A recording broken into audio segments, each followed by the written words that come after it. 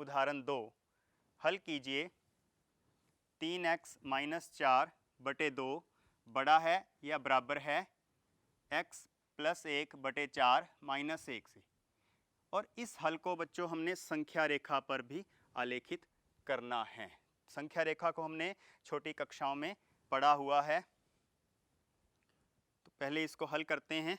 3x minus 4 बटे 2 बड़ा है या बराबर है x प्लस 1 बटे 4 माइनस 1। अब दाएं पक्ष में 4 पहले लघुत्तम लेके चलेंगे। 3x माइनस 4 बटे 2 बड़ा है बराबर है 4 लघुत्तम लेके चलेंगे बच्चों, तो x प्लस 1 माइनस 4 हो जाएगा। ये 2 और ये 4 आपस में काट सकते हैं, काट के क्या रह जाएगा दाएं पक्ष में 2। तो मेरे पास आ गया 3x माइनस 4 बड़ा है बराबर है x माइनस 3 बटे 2। अब बच्चों यहाँ पे बटे में 2 है, इस 2 को ख़त्म करना है हमने, तो दोनों तरफ 2 से गुना कर दो, या ऐसे भी कह सकते हो क्योंकि ये 2 धनात्मक है, इस 2 को हम ऊपर बाएं पक्ष में गुना कर सकते हैं। तो दोनों तरफ या तो 2 से गुना करेंगे हम, तो दोनों तरफ 2 से गुना करूँगा तो यहाँ 3x को 2 से गुना करूँगा क्या आ जाएगा 6x माइनस 4 को 2 से गुना करेंगे 8 बड़ा है या बराबर है x माइनस 3 से। इस x को 6x की तरफ लेके आएंगे, माइनस का हो जाएगा, और 8 को उधर ले जाओ तो 5x बड़ा है बराबर है 5 से। अब 5x में 5 धनात्मक है, तो दोनों तरफ जब 5 से भाग करेंगे तो असमीका का चिन्ह परिवर्तित नहीं होगा, बड़ा है बराबर है 1 से रह जाएगा। तो बच्चों इसको हम ऐसे भी लिख सकते हैं, x 1 से बड़ा या बराबर है। तो बड़ा है या बराबर है के लिए हम ये वाली ब्रैकेट प्रयोग करेंगे 1 से लेकर इन्फिनिटी तक। अब इसको हमने संख्या रेखा पर निरूपित करना है। संख्या रेखा में बीच में अगर 0 ले लूं तो उसकी 0 के दाईं तरफ धनात्मक संख्याएं आ जाएंगी और बाईं तरफ ऋणात्मक आ जाएंगी। अब हमारा x क्या आया था 1 से बड़ा या बराबर। 1 से बड़ा या बराबर है तो बराबर भी है। जब बराबर भी होता है तो हम यहाँ पे एक डार्क जो है वृत्त बनाएंगे और इसको इस तरफ इस तरह से थोड़ा कालापन इसमें कर देंगे, थोड़ा यहाँ पे मोटी लाइन खींच देंगे। तो 1 से लेकर, क्योंकि 1 पे है, एक के ऊपर आपने इसको पूरा वृत्त को भर देना है इस तरह से। ये हमारा संख्या रेखा पर निरूपण होगा। बच्चों यहाँ पे अगर से बड़ा या बराबर ना होता, बराबर का चिन्ह ना होता, मान लो इस सिर्फ ये वाला से बड़ा चिन्ह होता, तो हम यहाँ पे एक के ऊपर जो हमने इसको वृत्त को भर दिया, यहाँ पे हम लोग इस तरह से बनाते 1 से लेकर इन्फिनिटी तक। अगर आपके प्रश्न में बराबर का चिन्ह है, इसका मतलब 1 भी इस उत्तर में शामिल है।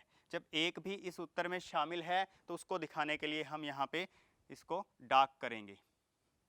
और जब शामिल नहीं है, जब x बड़ा आता 1 से, अब x 1 से बड़ा है, सुनिश्चित है ये x 1 से बड़ा है, तो x 1 के बराबर नहीं है, तो यानी कि 1 के बराबर नहीं है, उसको दिखाने के लिए हम यहाँ पे सिर्फ एक वृत्त बनाएंगे खाली। तो बच्चों इस तरह से इसको हमने हल करना है। आइए इसके ऊपर एक और उदाहरण लेते हैं। उदाहरण 3, x बटे 2 बड़ा है या बराबर है 5x माइनस 2 बटे 3 माइनस 7x माइनस 3 बटे 5 को हल कीजिए तथा हल को संख्या रेखा पर आलेखित कीजिए।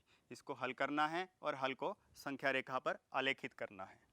तो x बटे 2 बड़ा है या बराबर है 5x माइनस 2 बटे 3 माइनस 7x माइनस 3 बटे 5। अब दाएं पक्ष में 3 और 5 का हम लघुत्तम लेके चलेंगे। यहाँ पे हमारे पास दाएं पक्ष में 2 पद हैं, पहले हम इनको हल करेंगे। तो उनको हल करने के लिए 3 और 5 का लघुत्तम 15 ले लिया। 5x माइनस 2 को 5 से गुना करेंगे और 7x माइनस 3 को 3 से गुना करेंगे। तो गुना करने पर हमारे पास क्या आएगा बच्चों, 5 गुना 5 25x और 5 गुना माइनस 2 माइनस के 10, माइनस 3 गुना 7x तो माइनस के 21x, माइनस 3 गुना माइनस 3 प्लस के 9 और दाएं पक्ष में नीचे 15 है। तो हमारे पास आ गया x बटे 2 बड़ा है या बराबर है 25x minus 10 minus 21x plus 9 बटे में 15। अब 25x माइनस 21x कितने होते हैं बच्चों, 4x और माइनस 10 प्लस 9 माइनस का 1। तो मेरे पास बन गया x बटे 2 बड़ा है या बराबर है 4x माइनस 1 बटे 15 के। अब 2 और 15 दोनों ही धनात्मक हैं, तो इसको अगर मैं 15 से गुना करूंगा और इसको मैं 2 से गुना करूंगा तो असमीका का चिन्ह जो है वो प्रभावित नहीं होगा, वो वही रहेगा। तो x बटे 2 को 15 से गुना करते हैं। 15x बड़ा है या बराबर है, इस 2 को ऊपर गुना करेंगे तो 2 गुना 4x 8x बन गए, 2 गुना माइनस 1 माइनस के 2 बन गए। अब इस 8x को 15x की तरफ लेके आते हैं। तो 15x माइनस 8x बड़ा है या बराबर है माइनस 2 के। 15x में से 8x घटाएंगे तो 7x आ गया। 7x बड़ा है या बराबर है माइनस 2 के।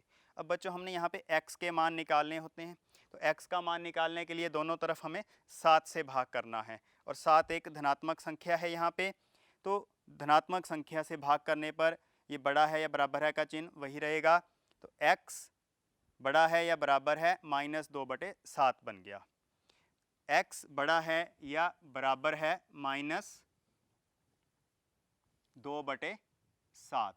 तो इसको हम इस तरह से भी बच्चों लिख सकते हैं, माइनस 2 बटे 7 से लेकर, क्योंकि बड़ा है इन्फिनिटी तक। इसको अब हमने संख्या रेखा पर निरूपित करना है। 0 0 के दाईं तरफ धनात्मक संख्याएं इन्फिनिटी तक और इधर ऋणात्मक संख्याएं माइनस इन्फिनिटी तक। तो माइनस 2 बटे 7 बच्चों 0 और माइनस 1 के बीच में यहाँ कहीं आएगा, क्योंकि बड़ा है या बराबर का चिन्ह भी यहाँ पे है साथ में। तो यहाँ पे हम एक भरा हुआ वृत्त बनाएंगे और बड़ा है, इससे बड़ा है उस तरफ जाएगा, दाईं तरफ जाएगा, तो वहाँ पे हम लाइन को मोटा कर देंगे। ये वाले जो सारे बिंदु हैं संख्या रेखा पर वो हमारा हल है। इस असमीका का हल हमारे पास जो बिंदु आएंगे संख्या रेखा पर, यहाँ से लेकर माइनस 2 बटे 7 से लेकर इन्फिनिटी तक जितने भी बिंदु इसके अंदर हैं वो सारे के सारे हमारी असमीका का हल हैं। आइए बच्चों एक और उदाहरण देखते हैं। उदाहरण 4। रवि ने पहली 2 एकक परीक्षा में 70 और 75 अंक प्राप्त किए हैं। वह न्यूनतम अंक ज्ञात कीजिए जिसे वह तीसरी एकक परीक्षा में पाकर 60 अंक का न्यूनतम औसत प्राप्त कर सके। यानी 2 परीक्षाओं में उसने 70 और 75 अंक प्राप्त कर लिए। तीसरी परीक्षा के अंक हमने ज्ञात करने हैं ताकि उसका न्यूनतम औसत 60 हो जाए। तो मान लेते हैं तीसरी एकक परीक्षा में प्राप्त अंक उसको x हैं और पहली 2 एकक परीक्षाओं में प्राप्त अंक हो गए 70 व 75। तो इसका जो औसत है वो बन जाएगा x प्लस 70 प्लस 75 बटे में 3। अब हमें प्रश्न में क्या दिया है बच्चों कि जो औसत है कम से कम 60 होना चाहिए, कम से कम 60 होना चाहिए, ज़्यादा भी हो सकता है। तो कम से कम 60, ज़्यादा भी। तो ये उसका जो है तीनों एकक परीक्षाओं का औसत आ गया। तीनों एकक परीक्षाओं का औसत ज़्यादा भी हो सकता है 60 से, न्यूनतम 60 है यानी वो 60 के बराबर भी हो सकता है। तो औसत जो है वो 60 से बड़ा होगा या बराबर होगा। अब हमने इसको हल करना है। x प्लस 70 प्लस 75 बटे 3 बड़ा है बराबर है आ गया 60 से। तो x प्लस 145 बटे 3 बड़ा है बराबर है 60 से। इस 3 को 60 से गुना कर देंगे क्योंकि 3 धनात्मक संख्या है। ये आ जाएगा 180। तो x का मान निकालना है हमने 180 माइनस 145। तो x बड़ा है बराबर है कितना आ गया बच्चों 35। तो वो कितने कम से कम अंक प्राप्त करे ताकि औसत जो है उसका 60 बन जाए, न्यूनतम 60 बन जाए। तो कम से कम कितने अंक आ गए उसके बच्चों 35।